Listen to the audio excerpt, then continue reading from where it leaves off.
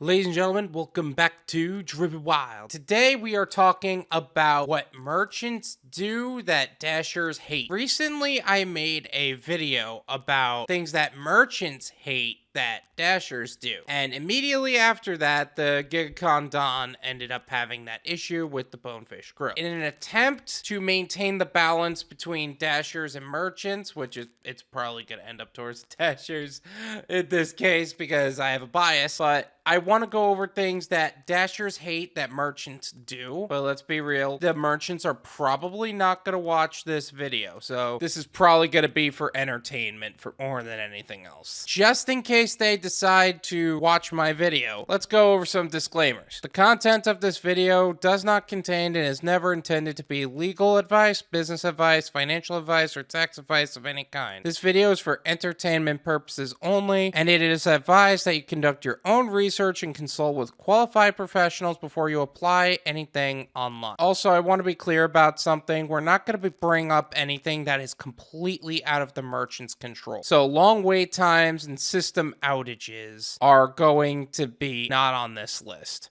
That's not something they can control. Let's talk about some things that they can. Number one, ignoring us from the moment we come in. I feel like we have some kind of aura about us, like they just know we're a delivery driver. Even if they've never seen us before, we just got that vibe or something. And instead of doing the sensible thing of just handing us the food and letting us leave, you do everything in your power to pretend we're inanimate objects with no feelings and have nowhere else to go or no place else to be. It amazes me that people will do anything to just not do their job. Stop pretending like we're not there. Stop trying to avoid eye contact. Pay attention to the fact that we came in to help you earn the money that you are supposed to be making. Hand us the bag and move on. Next is lying. Whether you're lying about the wait time or you're checking in the back. It's one of the most disrespectful things you could do to a driver is lie to them. Oh, they're just wrapping it up now. They just started. I'll go check in the back for you. Go in the back, but they never come out. Oh my gosh, I'm so sorry. I have no idea what happened there. Yeah, you do. You lied. You always have lied, and you always will lie. For me, this is the most notorious thing that Red Lobster does. I would ask them for the order. The person would go check in the back. It's taking a while. Somebody else would ask me for the name of the order, and I'm like, oh, she's taking a while. Maybe she got distracted or somebody pulled her aside or something. That second, someone asked me for the same name. They go in the back. Third person,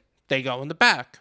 Fourth person, they go in the back. 4 people already chose to ask me for a name and then go in the back. I take a peek in the kitchen. The to-go section is right by the door. They don't need to go as far in the back to determine if my order is ready or not. I asked the manager. She leans in through the door. It's not ready yet. It'll be out in a few minutes. I'm like, okay, cool. Then she would look on the floor and notice there's no one there. Like, you know, the waiters on the floor. There's no one there. Floor, she would go in the back and then come out. In a row, everybody would give me an update.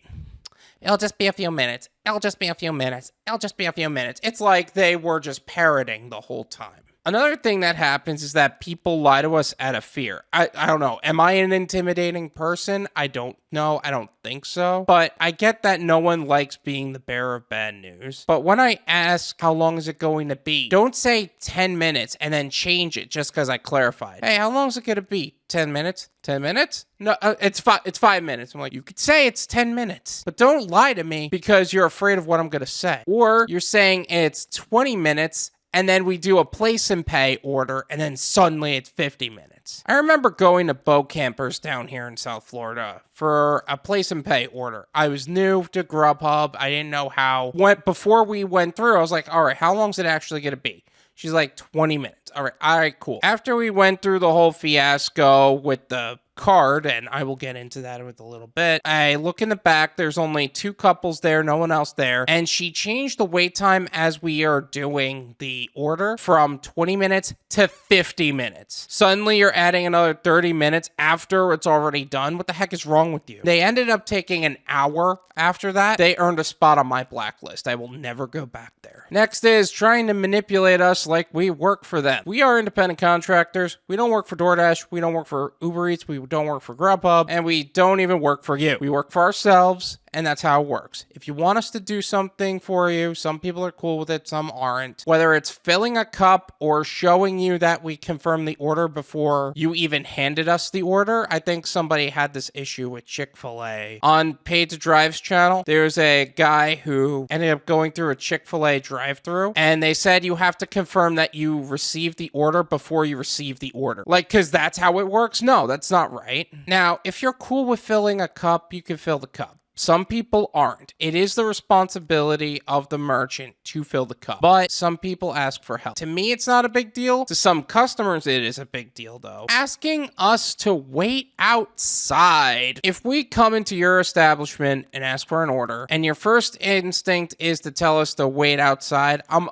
honestly a little miffed about it. Now, I'm assuming that's not a health concern or a fire marshal violation, or you just don't have a physical waiting area. Assuming none of these apply, it means you throw us out. You don't want us inside for whatever personal problems you have. We don't want to stand outside in the cold, the heat, the rain, the snow, the burning sun, the whatever. Not to mention the staff of the restaurant is always going to take their sweet time coming out, and trying to get a hold of her to ask for a name is borderline impossible sometimes. Just to have her re-acknowledge the fact that we are still outside waiting for an order is impossible. Some people are totally on it, but some people are total pain in the ass about this. If you have the physical space, please let us wait inside. I remember going to this sushi place out here, Take Sushi. What ended up happening was I got there and I asked for a name. I remember just having a conversation while I was waiting. Yeah, just having a conversation with the to-go lady while I was waiting for the order. The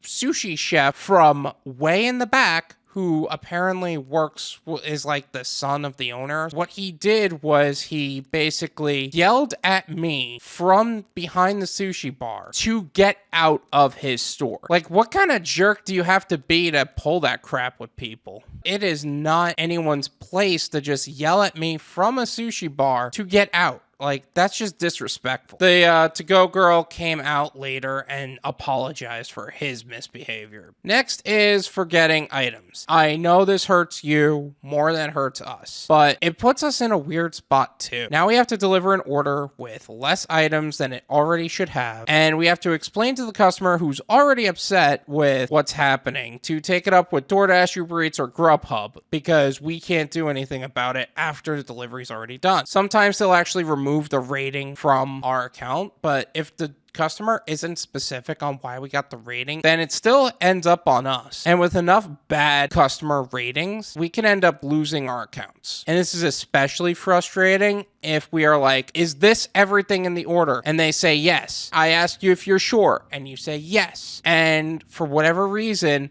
you still forgot something. Please take the hint, and if we ask you if this is everything, make sure this is everything. Asking us for the name multiple times. Okay, it's one thing to check in the back for the order, and that's appreciated. Checking for the order just to come back and ask for the name for the 8th time is a little unreasonable. Were you not listening for the first 7 times I asked you for the name? Listen to the person when they are saying something. Not acknowledge the fact that they made a sound and then just do nothing with it. Can you just pay attention long enough to know what I'm saying? Not letting us use the bathroom. Seriously? This needs to stop. We don't know when we're going to see an opportunity to use the bathroom again. So if you have bathrooms, let us use it. New York City just put laws in place for this specific subject matter, and it really should be implemented across the country. This is a health concern for us and for you. Not starting an order until we show up. Okay, I know I said I wasn't going to go into wait times, but this particular factor is completely within your control. If you have an order in your possession, make it. Don't make us wait for you. Just do your job. This is a issue that is better now. Some people are better about it. It's still an issue for some places. Trying to make a big deal out of place and pay orders. When I say this, I'm not referring to the fact that we are a driver making the place and pay. This is specifically for the cards that are distributed to us. The Doordash card, the Grubhub card, the Uber Plus card, if some people do that. Whenever we have a place and pay order, or we have a pay upon arrival order, where we have to use a card for whatever platform we're using, it operates exactly like a normal or credit or debit card would. It's not rocket science. It's just a card. Again, remember when I was talking about boat campers? There was a whole fiasco with the card I was using. They just stared at the card I gave them. They basically looked at it like it was a weird object. Like, what the heck is this thing? She called a coworker over. She asked her how to put through a Grubhub card as opposed to any other card. I kept telling her to just swipe the card. She wouldn't listen to me, and her coworker asked what kind of card it is, and I looked her in the eye and said, swipe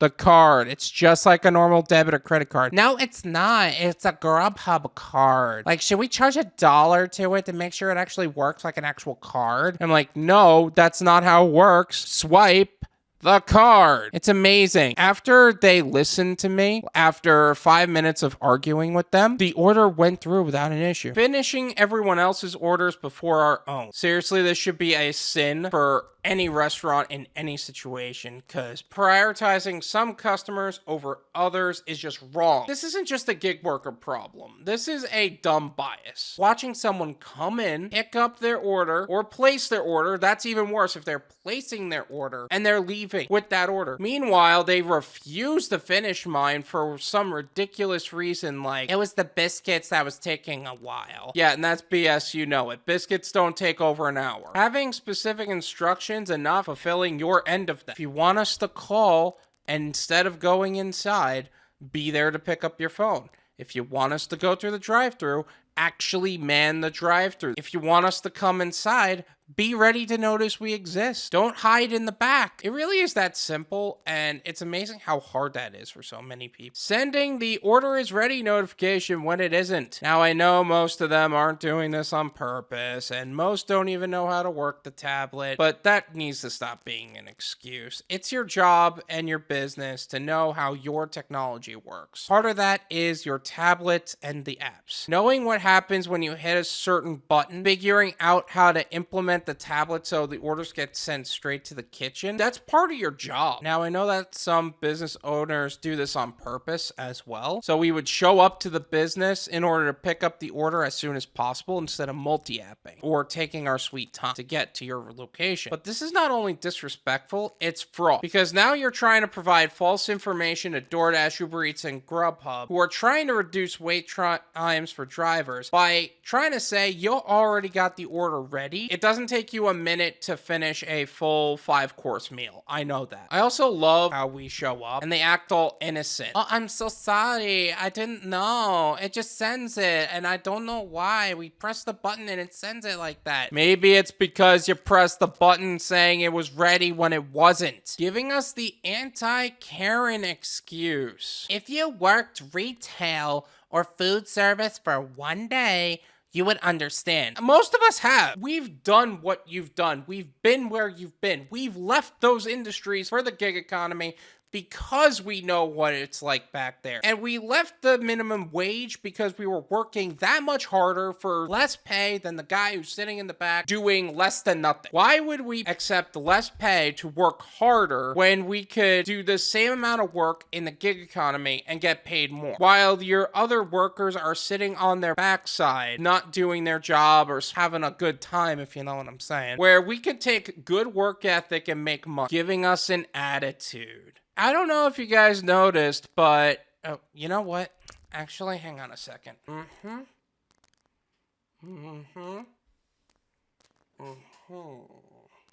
Yeah, I'm still a human being. All of us are still human beings. We deserve and hope to convey a sense of human decency. Sure, there are people on the platforms that are just doing a lot of things wrong or just doing wrongdoing to begin with. And that's normal for any industry. Doesn't matter what industry you go in, there's going to be snakes, dirtbags, or wrongdoing of some kind somewhere. And not for nothing, especially with the support teams with these platforms. I mean, my gosh. And some industries are going to have more snakes than others, but that doesn't mean that you take your frustrations on the person that's trying to pick up the food. The GigaCon Don recently had been thrown out of the Bonefish Grill and was threatened simply for doing his job. And issues like this aren't exclusive to them. It's across the board. Some people do this specifically because we're gig workers and stealing their customers.